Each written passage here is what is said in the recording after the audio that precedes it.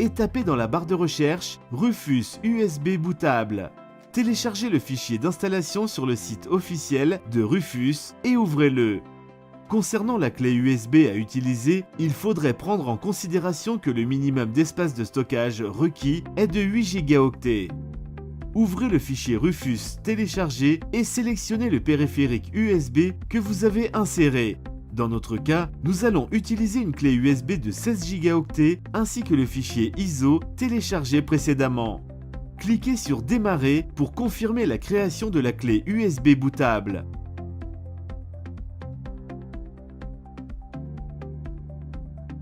Vous remarquez ici que la clé USB bootable a été créée. Redémarrez maintenant votre ordinateur et appuyez sur la touche F10 ou F12 selon la marque de votre ordinateur pour entrer dans le boot menu.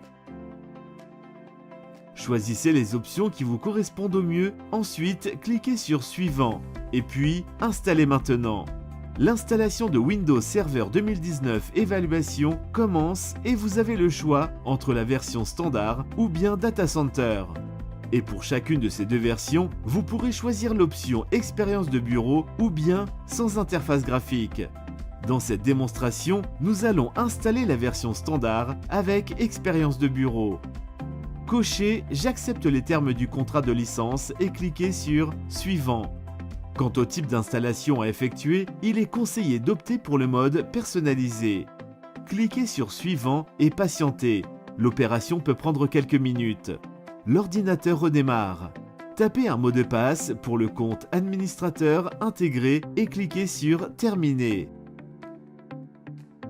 Appuyez sur CTRL-ALT-SUPR pour entrer votre mot de passe. Voilà, la version d'évaluation a été installée et vous pouvez constater qu'il est marqué en bas de l'écran à droite un message indiquant que la licence est valide pour 180 jours seulement.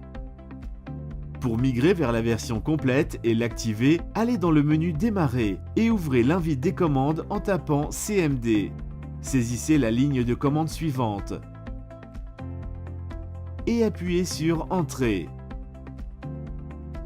Maintenant, selon la clé d'activation dont vous disposez, vous avez la possibilité de migrer vers l'édition serveur standard ou serveur data center comme indiqué sur l'écran.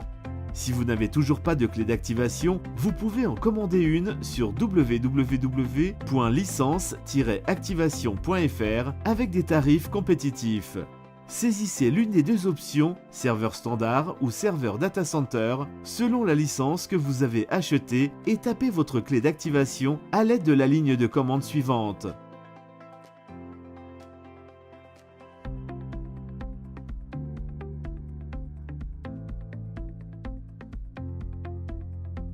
Appuyez sur Entrée.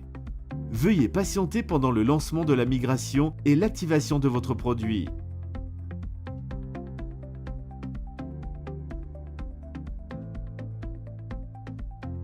L'opération a réussi.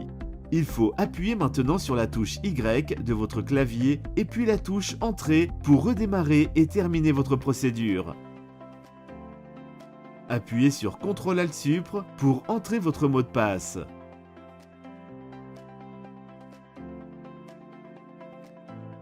Vous pouvez remarquer que le message qui s'affichait en bas de l'écran à droite a disparu.